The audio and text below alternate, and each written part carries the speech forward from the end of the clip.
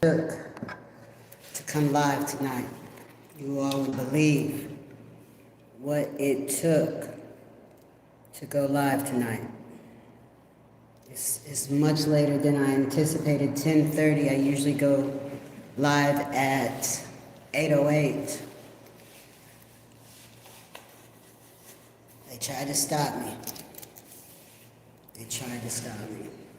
Let's put it on mute.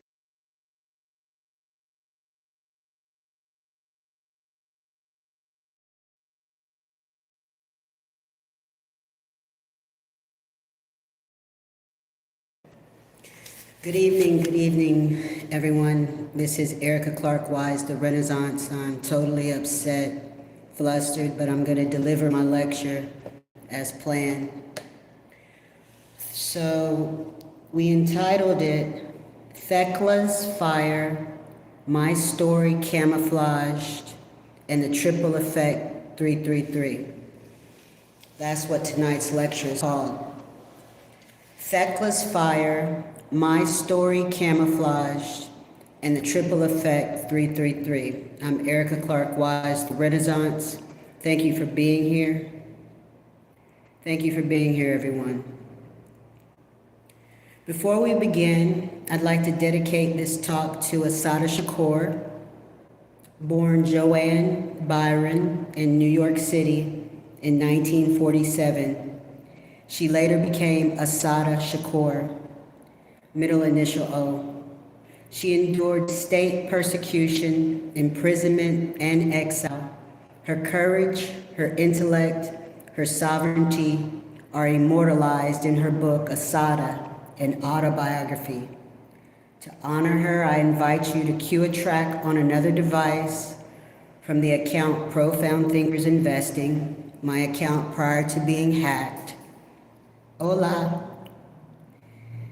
And in that music section of that account that the vigilantes hacked, you'll see a song entitled Divine AG Warriors. In that song, I sampled Assata's voice along with another person by the name of Beats by Candace. Hello, hola, hola, welcome. And so, play it softly as we close the lecture tonight, and let it set the tone for the background music that's going to cause the invocation of our fourth quarter bill. That's what we're talking about. When you lead your life with the philosophy of the book, The 12-Week Year, you divide your life up into 4 quarters. This is what I learned from reading the book. And in this final and fourth quarter, let that song be the invocation for your build in self-mastery. No español. No español. So I speak from my story, my nervous system, my island vision. Go back to the last podcast and you'll learn about what we have in store for our viewers in terms of purchasing and providing you all with the opportunity for acquisition of an island. So this is something that we're building towards, and it should come to fruition by 2030. So my mental architecture is intertwined with other women and the texts of people such as Thecla. Some people say she is a literary figure and not a historical figure, but that's debatable. Ida B. Wells Barnett, Anne Frank, Sirach, that's S-I-R-A-C-H, and the Wisdom of Solomon. These are all the things I studied in preparation for this lecture tonight. Each teaches one line of the blueprint we will build tonight. We're building it on ethics, courage, strategy, and the blueprint is going to be led by action. Sirach from Ecclesiasticus circa 180 BCE, teaches household management, labor organization, and social responsibility. It elevates the capable woman as a leader in her sphere. During the canon formation, apocryphal books like Sirach were often removed from Protestant Bibles, a political, theological, and cultural act that erased models of female economic and spiritual agency. The Wisdom of Solomon was one such book from 50 to 30 BCE. It emphasizes Sophia, wisdom, as feminine. Leadership guided by Sophia brings justice and prosperity. True governance comes from divine wisdom, not selfish ambition. Acts of Paul and Thecla, I think Thecla is Thecla, Asia Minor, 2nd century CE, presents Thecla as a spiritual leader, teacher, and organizer, defying societal norms, embodying moral authority. Together, these texts form a moral framework, ethics, leadership, and female empowerment intertwined. Welcome. Welcome. My day was challenging, but I'm here. Glad to be here. I usually come at 8:08 p.m., but tonight we had a few technical challenges, but I made it. So I'm glad that you all are here as well. Thank you for joining us. So let's talk about global corruption. I've been reading this book, Combating Corruption. I recommend you get it. One of the authors is actually a historian on Nepal, so he has a website I'll get to later that you all might want to reference. He hasn't said too much about the generation, I think it's Generation Z uprising, but he has a lot of philosophical thought, and he has experienced Nepal firsthand, so that'll give us a little more clarity into what they are experiencing if we study him. So he's one of the authors of the book that I just showed you. So from the book, I learned that in 1974, the ECOSOC, ECOSOC, established the Commission on Transnational Corporations, the CTC, to study corporate power across borders and its political, legal, and economic effects. The World Bank collaborated closely with these authors of Combating Corruption. They are Patty Wapatili Ofusa'ama'a. That's PATTIOFOSU-AMAAN. Wapati Ofasala. Wapati Ofoso'ama'a. That's how you say it. Ofoso'ama'a is how you say his name. Ra Sapre Mania. SOOPRAMANIEN. And Kishore Oprati, that's the one from Nepal, Kishore Oprati. So those are people you should research for further information about tonight's lecture. Combined Guyanese, Mauritian, Nepalese perspectives, and they wrote Combating Corruption, and it's a manual of legal and economic frameworks to resist transnational corporation corruption. So his website, the gentleman Oprati, is found under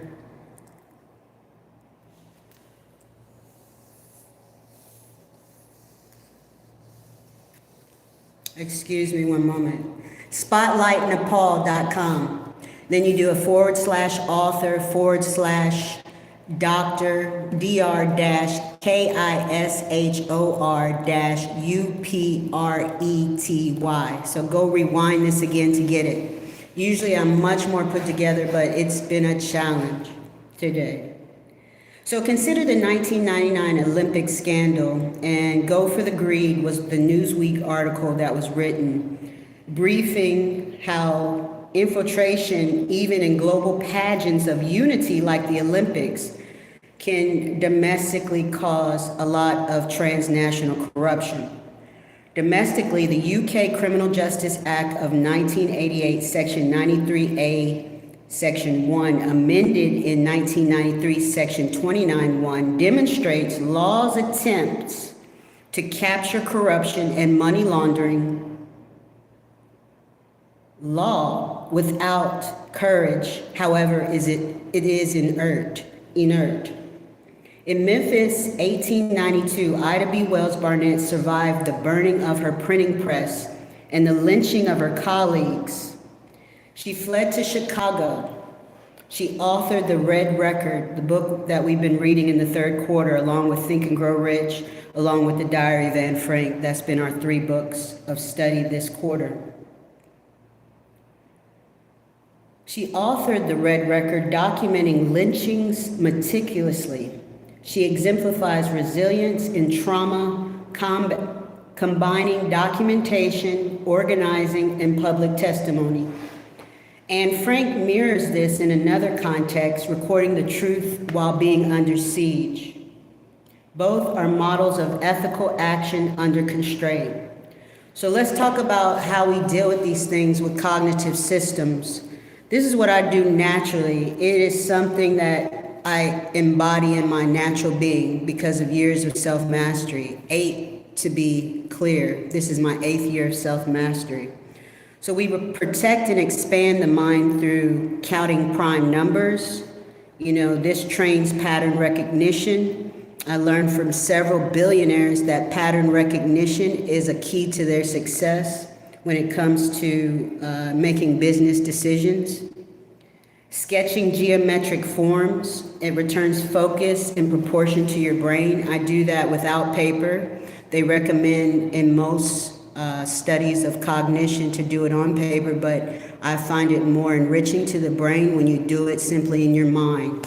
You can draw geometric shapes in your mind, and that will return you to focus and give you proportion of brain functioning. Language drills, they recommend to do 10 new words a day, written and in your mind, and spoken. Rapid alternation of tasks, that's like doing deep work, studying, writing a book, and then doing like 20 push-ups. Then back to deep work, 25 minutes, then 5 minutes, 25 minutes, then 5 minutes. That is another way you can combat neuroweaponry and other things that invade your cognition. 5-minute micro-physical sets is what that's called when you do those push-ups. Complex movements like barbell squats, one-arm push-ups, Tai Chi sequences all help with the cognitive functioning under fire. And that's what we see today.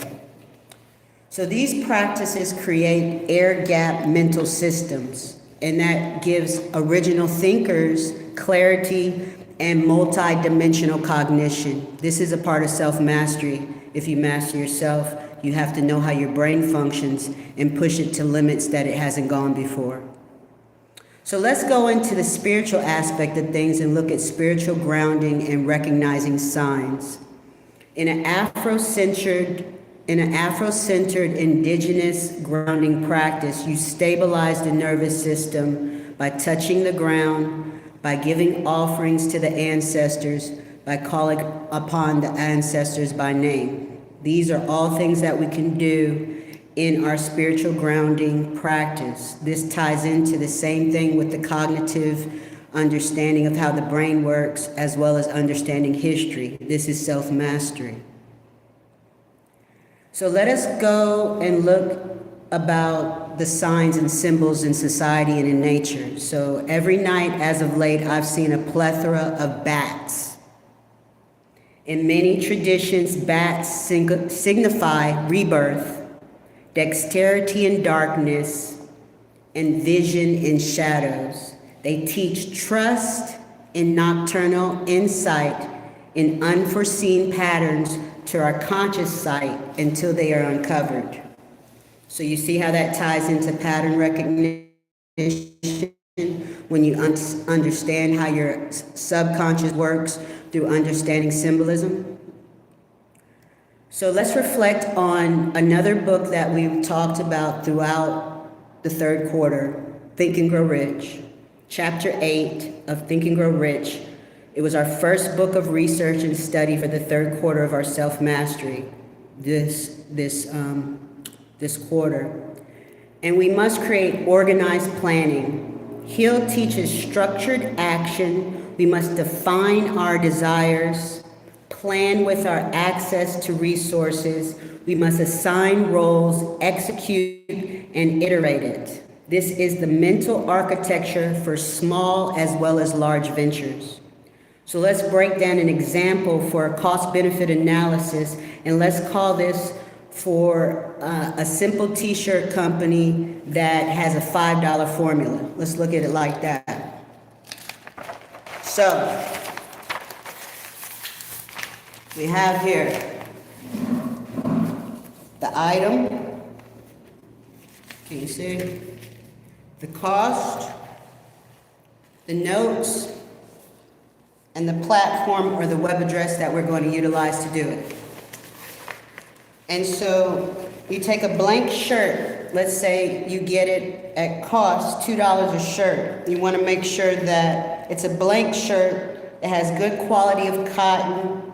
And one of the websites I have yet to double check on the accuracy of it, but jiffyshirts.com is what came up in my search, but I did not check for the accuracy, so somebody else do that. Put it in the chat. The design shouldn't cost more than $1 if you use something like Canva, canva.com, canva.com.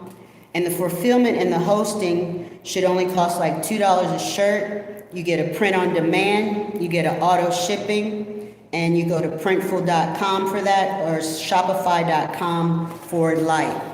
These are ways that we can work on our economic growth in our self-mastery with only $5 per unit. You sell them for $15, that's a $10 margin. You repeat and you scale. The platforms automate for you. And so the fulfillment reduces our labor costs. This is practical, low-cost entrepreneurship. Let's look at our movement towards the triple effect 333.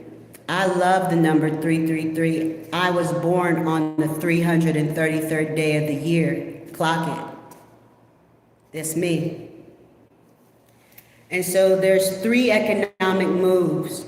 Create income streams, multiply them, and create cooperative ownership. That's the 3s of the economic moves. In terms of the spiritual moves, there's 3. Daily grounding in sunlight, ancestral recognition practice, studying our personal ethics. And I can't express how important that is. That aspect is very important, understanding our personal ethics, because as you elevate in your economic status, you'll be challenged with your ethics. And if you don't have that grounded through spiritual practice, you'll do anything, because the money will make you feel your ego is bigger than everything. And your ego being bigger than everything, it cannot bring about balance in your life. It only brings about more chaos. And so the third in the triple effect 333 movement is Afro-centered communal moves, like providing mutual aid, like sending some gift cards to a sister that needs them, sharing learning, creating social wholeness. That's the 333 triple effect that I created. And when the triple effect 333 is applied with the stability energy, it amplifies our mind, it builds resilience, it redefines leadership as service. Another power move we need to expand on is our educational prowess, PROWESS. To create our island sovereignty, we need to have 6 women go to MIT online and complete the No Code AI program. Here's the steps. Apply. Finance it through scholarships, micro pools, or saving weekly, let's say a minimum of $25. And then once you learn this technique, you deploy. Once you're educated, you make educational apps for our island to build governance, agriculture tech, and financial literacy as an ongoing practice on the island run by 36 women. That's our vision. And we are designing a sovereign community digitally and materially. So thus, this is the call to action. So what are the next steps? Email me, mlkkuhhugo@gmail.com. I'm Erica Clark Wise, the Renaissance. That's my moniker. In the subject line, put triple effect 333. In the body, put your name, your skill set. Tell us how you personally can apply these principles you've learned tonight to our build. Because we stand at the intersection of the ladies we've mentioned tonight with the wisdom of Solomon, Thecla, Ida B. Wells, and Asada, where ethics, strategy, and courage must converge. Triple effect 333 is our tool in this particular lecture. The island is our visionary prototype. The t-shirt is our experiment with self, not people. MIT is our toolbox. Just one of the toolboxes because we always promote educational endeavors. And so we walk out of the terror, we walk out of the trauma, we walk out of the torture of life unbroken. We are not afraid of anything. We have ancestral wisdom, modern and ancient, and we infuse them. Ashe. So again, let me explain about the 12-week year. The first cycle of the 12-week year, and we do the 12-week year for our learning, is January through March. That's the first cycle. The second cycle is April through June. The third cycle is July through September. So we're coming to a close with July through September with those 3 books, Think and Grow Rich, The Diary of Anne Frank, and The Red Record by Ida B. Wells. Those should be completed by the end of September. And then we go into the 4th cycle, and I listed those books on my threads already. One of them is a textbook about commercial bank management. This is urgent. And the execution of it, ladies and gentlemen, needs to be urgent. So again, here's the book that we referenced for tonight's lecture. Go and pick it up and check out the blog that the gentleman has. I appreciate you all being here. It was a little disjointed this evening because of all of the things that I had to challenge myself against in order to get here live, but I appreciate you being here. We're going to end at 5:55, and I appreciate you much.